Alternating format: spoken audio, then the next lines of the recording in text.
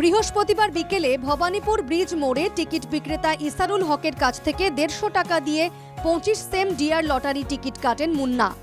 সন্ধ্যায় ফলাফল আসার পর টিকিটের নম্বর মিলিয়ে দেখতেই চক্ষু চড়ক গাছ। 1 কোটি টাকার লটারি জিতেছেন মুন্না আলী। 14 বছর ধরে দিল্লিতে একটি প্লাস্টিক কারখানায় কাজ করতেন মুন্না। অভাবের সংসারে এত টাকার লটারি পেয়ে স্বাভাবিকভাবেই খুশি তার পরিবার। দিল্লি থেকে প্লাস্টিকের কাজ করি।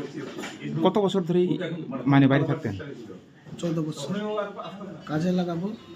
কি ধরনের কাজ করবেন? আমরা গরিব, ঘর দুয়ার নাই, ঘর উঠাবো, জমিন জায়গা নাই, জমি কিনবো কিছু। আমরা তো গরিব মানুষ, আমরা তো খুব বড় লোক নাই, বাড়িতে খাচ্ছি।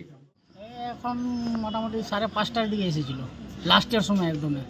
এসে কি জানাচ্ছিল, কি টিকিট নিবে বলছিল আপনাকে? এমনি কিছু বলেনি, নিজের পছন্দই নিয়েছে। এমনি কিছু বলেনি, নিজের পছন্দই নিয়েছে, নিল, আবার টাকা দিল, চলে গেল।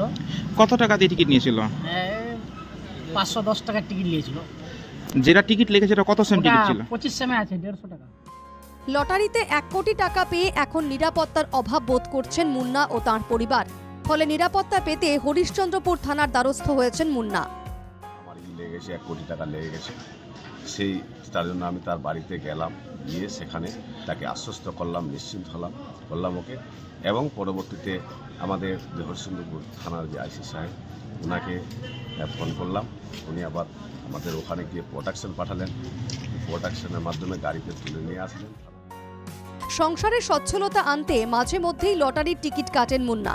এভাবে 1 কোটি টাকা জিতবেন আশা করেননি। বাড়ি করার পাশাপাশি লটারির টাকা থেকে ছেলের পড়াশোনার জন্যও জমিয়ে রাখতে চান মুন্না। মালদা থেকে নারায়ণ সরকারের রিপোর্ট, NKTV বাংলা।